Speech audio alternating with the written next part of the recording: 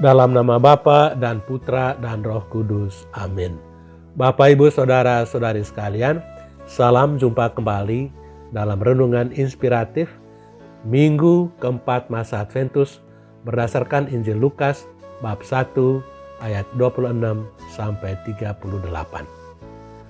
Maria adalah seorang perempuan yang berjalan dalam iman. Bapak, Ibu, Saudara-saudari terkasih, pernah diceritakan tentang seorang raja yang sangat kejam dan sewenang-wenang. Ia sangat menikmati kekuasaannya, tetapi takut kalau kekuasaan itu direbut oleh orang lain. Karena itu, setiap anak laki-laki yang berasal dari turunan raja dihabisi olehnya. Pada waktu itu, ada seorang putri raja, yakni saudari dari raja itu sendiri yang tiba-tiba hamil. Dia tidak tahu bagaimana hal itu bisa terjadi. Tetapi pada satu malam, dia bermimpi bahwa dia didatangi oleh seorang pria yang dahinya bercahaya. Mungkinkah itu seorang dewa? Sang putri tidak bisa memastikan. Tetapi karena takut, dia diam-diam meninggalkan istana dan menyamar sebagai seorang perempuan biasa, lalu tinggal di desa yang sangat jauh. Di desa itu, dia tinggal dengan satu keluarga petani yang tidak mempunyai anak. Keluarga itu menerima dia dengan senang hati dan menganggapnya sebagai anak sendiri. Pada suatu malam, sang putri itu melahirkan seorang anak laki-laki dengan cahaya di kepalanya. Seturut keluarga petani itu, anak itu mestinya titisan dewa. Kemudian sang putri kembali ke istana dan menitipkan bayinya pada orang tua angkat itu. Anak itu bertumbuh subur dan ketika dewasa dia sudah mulai menunjukkan hal-hal yang luar biasa. Dia sangat kuat dan pandai menggunakan setiap senjata yang diajari. Sementara itu, raja negeri itu menjadi semakin kejam. Dia merampas harta milik semua orang. Pada suatu hari, para prajurit merampas hasil pertanian milik petani desa itu. Tetapi para prajurit itu tidak bisa mengalahkan anak muda dengan cahaya di kepalanya. Melihat prajurit itu dengan gampang dikalahkan oleh sang pemuda, maka semua orang yang tidak puas terhadap raja memberontak melawan raja di bawah pemimpinan pemuda dengan cahaya di kepalanya. Akhirnya, raja yang sewenang-wenang dan jahat itu dikalahkan, dan kerajaan itu diperintah oleh raja titisan dewa yang memerintah dengan aman dan damai.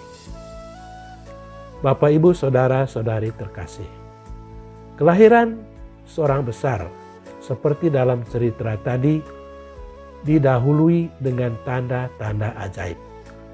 Tanda-tanda ajaib itu menyertai kelahiran Samuel, kelahiran Yohanes Pembaptis, dan kelahiran Yesus sendiri sebagaimana kita dengar dalam Injil hari ini. Sebagaimana kita dengar dalam Injil hari ini, dalam bulan ke-6, malaikat Gabriel menampakkan diri kepada Maria dan memberitahukan kepadanya bahwa dia akan melahirkan seorang anak laki-laki yang hendaknya dinamai Yesus. Anak itu akan disebut Anak Allah yang Maha Tinggi, dan Tuhan Allah akan mengaruniakan kepadanya tahta Daud leluhurnya.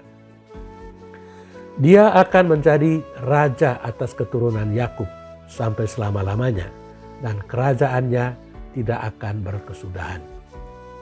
Sekalipun Maria tidak mengerti dengan semua yang dikatakan oleh malaikat itu kepadanya, namun dia memasrahkan diri kepada Tuhan. Sesungguhnya aku ini hamba Tuhan, terjadilah padaku menurut perkataanmu. Penyerahan diri Maria itu tidak cuma terjadi ketika malaikat Gabriel memberikan kabar gembira kepadanya, tetapi dalam seluruh perjalanan hidupnya. ketika Yesus dilahirkan, dia bukannya dilahirkan di istana raja, melainkan di kandang hewan. Ketika anak itu baru berusia beberapa hari, Maria dan Yosef harus mengungsi ke Mesir karena Herodes berencana ingin membunuh anak itu. Dan ujian yang paling berat adalah ketika Yesus yang anak Allah itu dihukum sebagai penjahat oleh penguasa-penguasa Yahudi dan harus mati di kayu salib. Dalam semua hal itu, Maria tidak bisa mengerti.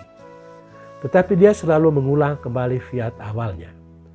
Sesungguhnya aku ini adalah hamba Tuhan. Terjadilah padaku menurut perkataanmu. Maria adalah seorang perempuan yang berjalan dalam iman. Iman berarti melihat apa yang tidak kelihatan, percaya pada apa yang sulit dipercayai, dan menerima apa yang mungkin tidak bisa diterima dengan akal sehat. Abraham Lincoln pernah mengatakan, iman bukan berarti bahwa Tuhan bisa melakukannya, melainkan Tuhan akan melakukannya. Semoga berkat teladan Maria, kita semakin mampu menyerahkan diri kepada Tuhan, terutama ketika kegelapan hidup menimpa kita. Tuhan memberkati kita. Amin. Dalam nama Bapa dan Putra dan Roh Kudus. Amin.